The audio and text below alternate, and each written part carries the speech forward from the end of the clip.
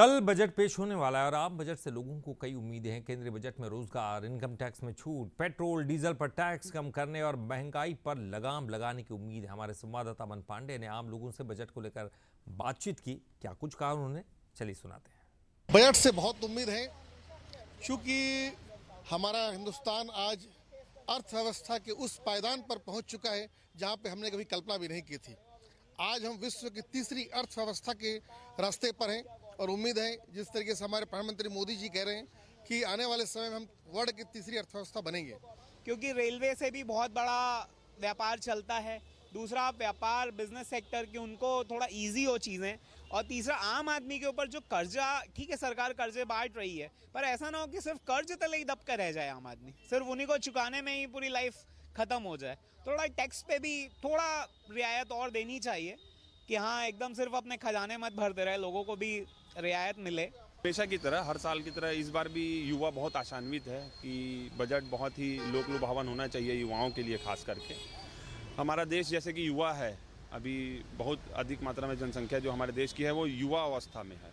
तो जो education sector है और जो रोजगार के जो साधन हैं उनके लिए युवाओं को प्राथमिकता मिलेगी। जो नया बजट आने वाला है उससे आम आदमी को ये उम्मीदें हैं और हमारी भी उम्मीदें हैं कि जो मध्यम वर्गीय हैं उनको हर प्रकार का एक मतलब लाभ मिले, वो टैक्स में भी कमी हो और साथ ही जैसे और भी सुविधाएं जैसे स्वास्थ्य की सुविधाएं हैं और कृषकों के लिए भी और भी सुविधाएं जो मिलनी चाहिए जिससे एक आम आदमी अपनी ज़िंदगी को अच्छे से बसर कर सके। जी, मैडम से तो बहुत सारी उम्मीदें हैं, खासकर जनमत और जन सुरक्षा के हेतु, और हम गृहिणी हैं उसके अनुसार तो बहुत सारी ऐसी उम्मीदें हैं महिलाओं की सुरक्षा और उसके रोजगार के लिए। जैसे बात करूँ गृहिणी की तो लघु उद्योग को ज़्यादा प्राथमिकता देनी चाहिए, साथ ही साथ उनके मार्केटिंग के लिए एक नया आयाम देना चाहिए ताकि महिलाएँ सुदृढ़ हो और सुरक्षित हो और स्वयं में आत्मविश्वास बनी रहे। उम्मीदें तो हम लोग बहुत सारे रखते हैं कि आम आदमी में हम सब आते हैं जो खासकर मध्यम वर्गीय और गरीब तबके के लोग हैं। इसमें बजट में स्वास्थ्य विभाग में थोड़ा रियायत होना चाहिए उसमें, और बेरोजगारी की संख्या इतनी बढ़ गई है उसमें बेरोजगारों के लिए कुछ सुविधाएं होना चाहिए, बेरोजगारी भत्ता दे या नौकरी की सुविधाएं हो, नौकरी मिले। देखिए, महिलाओं को पूरा महीने भर का राशन जो है स्वयं ही पूर्ति करना होता है। जिस हिसाब से राशन की कीमतें बढ़ती जा रही हैं तो समस्या तो होती है, क्योंकि उस तरह से पेमेंट भी देखना पड़ता है कि कितना पेमेंट आ रहा है और किस तरह से हमको खर्च चलाना है। तो हम उम्मीद करेंगे कि जो ग्रॉसरी है उस पर थोड़ा कीमत कम हो। हम चाहते हैं कि महंगाई कम हो और कि इससे आम लोग बहुत परेशान हैं। सबसे ज़्यादा महंगाई से हर चीज़ में जीएसटी, आज पहले 2014 के समय महंगाई कम थी और आज उसकी डबल है महंगाई, हर चीज़ में जीएसटी लगाया गया है। तो उम्मीद यही है सरकार से कि महंगाई कम हो।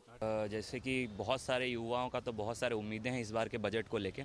हम लोग तो जैसे युवाओं का हमारा मुख्य स्रोत ये है कि हम लोग पढ़ाई के ऊपर ध्यान दें, पर मैं अभी बात करना चाहूँगा कि हमको अपना मेडिकल बजट भी थोड़ा सा इंप्रूव करना चाहिए। क्या कि मेडिकल इंफ्रास्ट्रक्चर को डेवलप करने के सहित थोड़ा सा मेडिकल नेग्लिजेंस के ऊपर बात करना चाहिए। क्या कि इसके लिए बहुत सारे डेथ होते हैं एक साल के अंदर जो हमारे नज़रअंदाज हो जाते हैं हमसे, तो उस पर हम लोग को ज़्यादा ध्यान देना चाहिए। मैं सरकार से इस बजट जो आने वाला है उसमें यही दरख्वास्त करता हूँ कि मेरे जैसे मिडिल क्लास से आने वाले स्टूडेंट को, जो मेरे माता पिता जिनको पढ़ाई पे खर्च करना चाहिए मेरा पैसा, लेकिन वो टैक्स में उनका बहुत मेरे पढ़ाई का पैसा बहुत टैक्स के रूप में कट जा रहा है। तो मैं सरकार से उम्मीद करता हूँ कि मिडिल क्लास को थोड़ा राहत दें टैक्स में। सबसे पहले तो सबको वंदे मातरम।